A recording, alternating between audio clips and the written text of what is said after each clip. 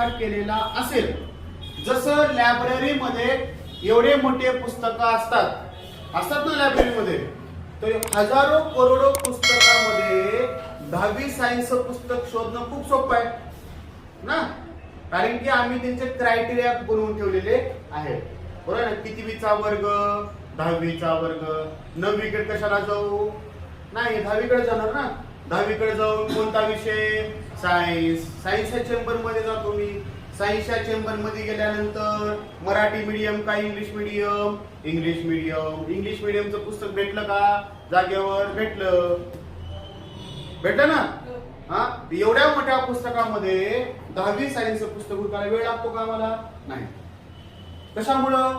त्यांचं क्लासिफिकेशन करून ठेवलेलं आहे, म्हणून आम्हाला त्यांना शोधायला सोपं जातं. आम्हाला आज 10वीचा अभ्यास करायचे, माझ्यासमोर लाखो पुस्तक आहेत. ते पुस्तक हुडकेपर्यंत आमची एसएससी एक्झाम काय होऊन जाईल? निघून जाईल. करा अभ्यास.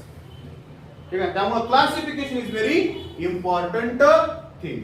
त्यामुळे ते क्लासिफिकेशन करत असताना आम्हाला काही ना काही गोष्टी ध्यानात घ्याव्या लागतील. कोणत्या बेसिसवर क्लासिफाय करणार बाबा तू? इथं माझ्या समोर बसलेले जे काही विद्यार्थी आहेत यांना मला काय करायचे? क्लासिफाय करायचे.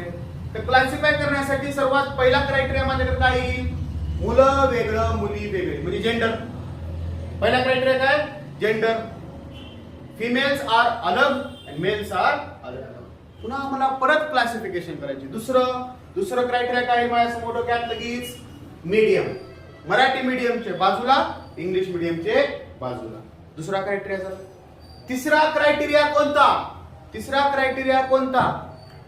हुशार वाले तुकडी अ मध्ये आणि ढ वाले तुकडी ड मध्ये, म्हणजे त्यांच्या इंटेलिजन्सी. हे कितवा क्रायटेरिया? तिसरा क्रायटेरिया. चौथा क्रायटेरिया कोणता?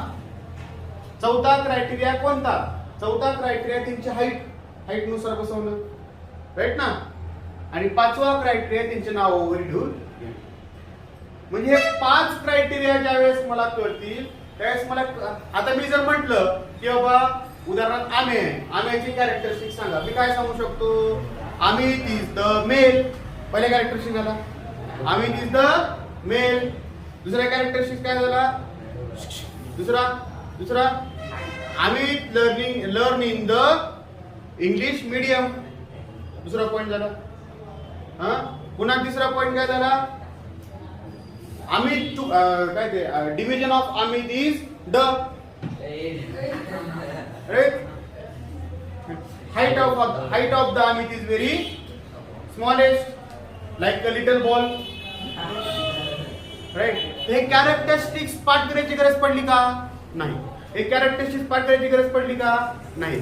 असंच प्रत्येक सब फायलम जे आपण पाहिले त्यांचे पण कॅरेक्टरिस्टिक्स आम्हाला पाठ करायची गरज नाही. जर एक वेळेस आमच्या डोक्यामध्ये क्रायटेरिया बसले की ज्यावेळेस क्रायटेरिया डोक्यामध्ये बसतील त्यावेळेस आम्हाला अॅनिमल क्लासिफिकेशन चॅप्टर लगेच समजेल. काल परवाच तुमचा शामलाचा पेपर झालेला होता. त्या पेपरामध्ये सर्वात जास्त प्रश्न विचारले होते कशाचे? अॅनिमल क्लासिफिकेशनचे. पण तुमचं नशीब चांगलं आहे जे शानवारी कन्यामध्ये जे विद्यार्थी आहेत बरोबर, शामारी कन्यामध्ये जे विद्यार्थी आहेत त्यांचा पेपर अजून झालेला नाही, तर त्यांच्या पेपर होईपर्यंत अॅनिमल क्लासिफिकेशन चॅप्टर संपलेला असेल. तर तुमचं नशीब चांगलं आहे. तुझं नशीब खराब होत त्याला मी काय करू आता? तर इकडं दुसरा महत्वाचा पॉइंट आहे की क्लासिफाय करताना कोणत्या क्रायटेरियाचा अर्थ काय का की नेमकं कोणत्या बेसिसवरती क्लासिफाय करू? कितवीला आहे, कोणत्या मीडियम मध्ये आहे, काळा आहे का गोरा आहे, मेल आहे का फिमेल आहे, हुशार आहे का ढ आहे, उंचेला आहे का डुबका आहे. ह्या 4-5 गोष्टी ज्या आहेत हे काय झाले? क्रायटेरिया झाले. हे काय झाले? क्रायटेरिया. तसंच अॅनिमलला क्लासिफाय करण्यासाठी आर.एच. विटाकर या शास्त्रज्ञाने किती क्रायटेरियांचा वापर केला होता? 5 क्रायटेरियांचा वापर केला होता.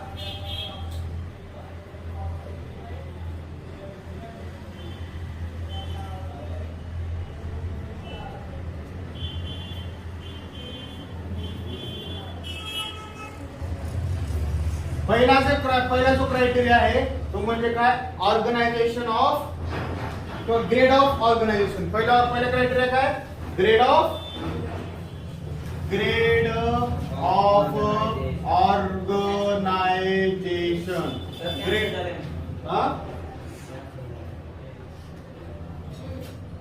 ऐका, जरी हे कॅन्सल झालेलं असेल तर ह्याच्याशिवाय तुम्हाला काहीच कळत नाही.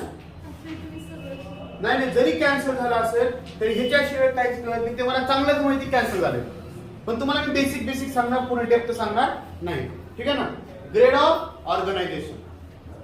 ग्रेड ऑफ ऑर्गनायझेशन झाल्यानंतर दुसरा आहे बॉडी सिमेट्री.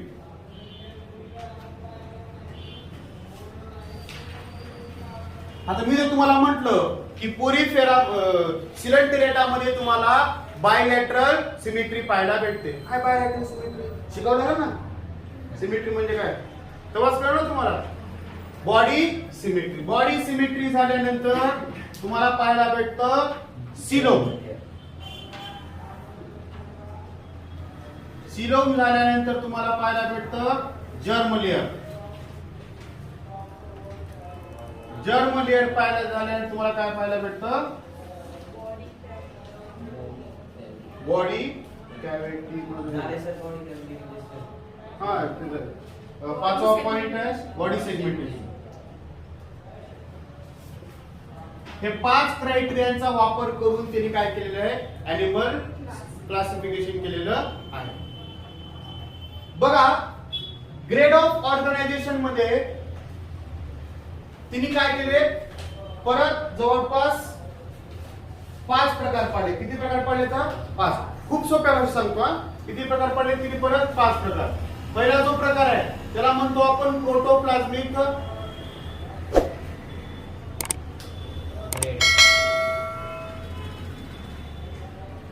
दुसरा जो प्रकार आहे सेल्युलर. तिसरा जो प्रकार आहे त्याला आपण म्हणतो सेल टिश्यू. चौथा जो प्रकार आहे त्याला आपण काय म्हणतो? Tissue organ grade. आणि 5वा जो प्रकार आहे त्याला काय म्हणतो आपण? ऑर्गन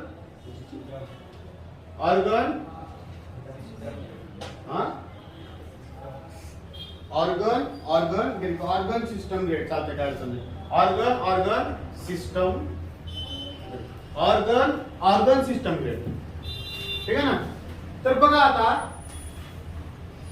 पहिला हे सोडून द्या. हे कॅरेक्टर जेव्हा मी डोक्यामध्ये घेईल त्यावेळेस काही प्राणी हे एक पेशी आहेत, काही प्राणी हे बहुपेशी आहेत. बरोबर ना. काही प्राण्यांचं संपूर्ण जीवन एका पेशीवरती होतं. बरोबर ना. जे प्राणी एका पेशीवरती जगतात, जे प्राणी कुणावरती? सिंगल सेल वरती जगतात. जे प्राणी सिंगल सेल वरती जगतात त्या प्राण्यांमध्ये कोणतं तुम्हाला पाहायला भेटतं? Grade of organisation protoplasmic grade of organisation पाहायला भेटतं. म्हणजे त्यांचं नाचणं, खेळणं, गाणं, खाणं सगळं एका पेशीमध्येच होत असतं. आणि पेशीमध्ये काय असते? प्रोटोप्लाझम. जे काही घटना घडत असतात ते कुठे घडत असतात? प्रोटोप्लाझ्मिक लेवलवरती घडत असतात. आता सेल्युलर ग्रेड म्हणजे काय? ऐका, खूप महत्वाचा पॉइंट आहे. सेल्युलर ग्रेड म्हणजे काय? की ह्यांच्यामध्ये तर सेल भरपूर आहेत. ऐका बरं का, ह्यांच्यामध्ये तर सेल, हे जे प्राणी आहेत ते कसे येतात? मल्टी सेल्युलर तर आहेत. हे प्राणी मल्टी सेल्युलर तर आहेत, पण यांचं रूपांतर टिश्यू मध्ये झालेलं नाही. पॉइंट समजून घ्या बरं का. हे तर मल्टी सेल्युलर सेल आहेत, पण ह्यांचं रूपांतर टिश्यू मध्ये झालेलं नाही. त्यांचं रूपांतर टिश्यू मध्ये झालेलं नाही. टिश्यू म्हणजे काय? Tissue is the group of cell which perform similar function. Tissue काय होय? ग्रुप ऑफ सेल आहेत, ते काय करतात? सिमिलर फंक्शन परफॉर्म करत असतं. पण ह्यांच्यामध्ये मात्र हे मल्टी सेल्युलर ऑर्गॅनिझम आहे, पण ह्यांच्यामध्ये टिश्यू तयार झालेले नसतात. अशा प्रकारच्या ऑर्गनायझेशनला काय म्हणतो आपण? सेल्युलर ग्रेड ऑफ ऑर्गनायझेशन असं म्हणत असतो. आणि ह्याच्यामध्ये येतात कोण माहिती का? ह्याच्यामध्ये येतात पोरीफेरा. पोरीफेरा पहिला जो सब फायलम आहे, ते पहिला कॅरेक्टर भेटलं पोरीफेरा मधला काय? पोरिफेरामध्ये cellular grade level of organisation तुम्हाला पाहायला भेटतं. कळलं? पुन्हा सेल टिश्यू म्हणजे याच्यामध्ये हे पण मल्टी सेल्युलर आहेत, राईट? हे पण कोण येतं? मल्टी सेल्युलर आहेत, पण यांच्यामध्ये टिश्यू डेव्हलप झालेले आहेत. म्हणजे याच्यामध्ये वेगवेगळे फंक्शन तुम्हाला पाहायला भेटतील. याच्यामध्ये वेगवेगळे फंक्शन तुम्हाला काय होतील? पाहायला भेटतील. ह्याच्यामध्ये कोण येतात? याच्यामध्ये येतात सिलेंटेराटा. कोणता?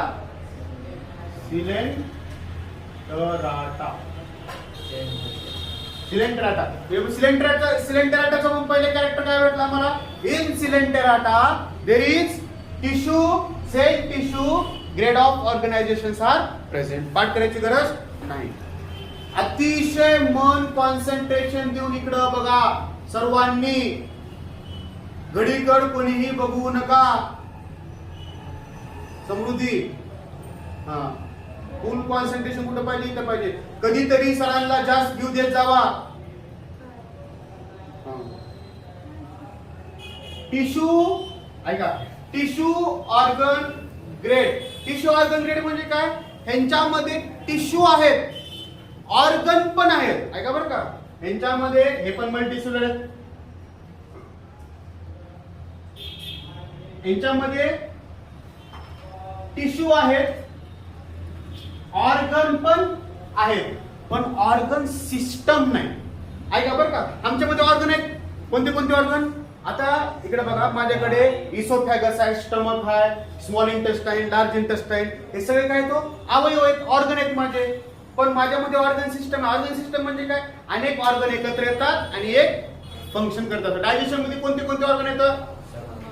टीथ, जीभ, इसोफॅगस, पुन्हा stomach, small intestine, large intestine, हे सगळे अवयव मिळून काय करतात? डायजेशन करतात. ह्यांच्यामध्ये टिश्यू आहेत, ऑर्गन आहेत, पण ऑर्गन सिस्टम यांच्यामध्ये तुम्हाला पाहायला भेटत नाही. ह्यांच्यामध्ये काय पाहायला भेटत? तुम्हाला ऑर्गन सिस्टम पाहायला भेटत नाही. आणि अशामध्ये कोण येतात? अशामध्ये येतात कोण? प्लाटी एलिमेंथिस. याच्यामध्ये कोण येतात? प्लाटी एलिमेंथिस. अशामध्ये कोण येतात? प्लाटी एलिमेंथिस. पण कॅरेक्टर कळालं आम्हाला. काय कॅरेक्टर कळालं? In Platyhelminthes there is tissue organ grade of organisation are present. Clear? आणि लास्ट जे आहे ते म्हणजे कोणतं आहे? ह्यांच्यामध्ये हे तर मल्टी सेल्युलर आहेत. हे पण कोण येतं? हे पण मल्टी सेल्युलरच आहेत. मल्टी सेल्युलर सोबत यांच्यामध्ये टिश्यू पण आहेत, टिश्यू सोबत ऑर्गन पण आहेत, आणि ऑर्गन सोबत ऑर्गन सिस्टम पण आहेत. म्हणजे हे सर्वात वेल डेव्हलप्ड ऑर्गनायझेशन आहे. आणि प्लाटी हेलिमेंथिसच्या पुढचे म्हणजे काय हो? आस्क हेलिमेंथिस पासून, कोणापासून? आस्क हेलिमेंथिस पासून पुढे कुठं पण जावा, तुम्हाला सगळ्यामध्ये काय पाहायला भेटतं?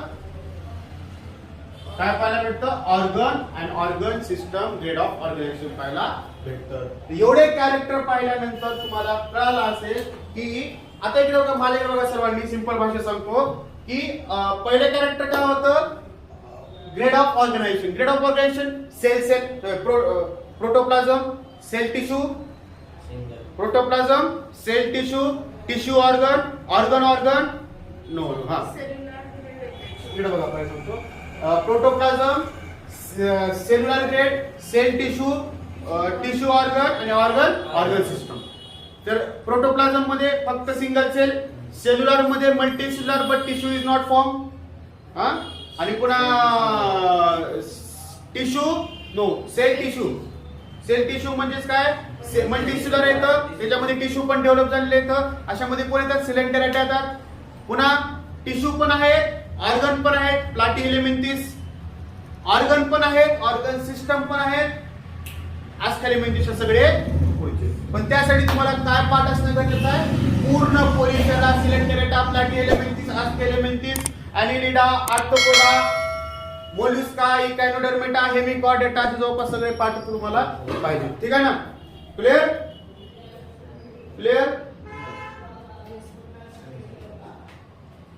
हे खूप महत्वाचं आहे. राईट? सर्वांना समजले?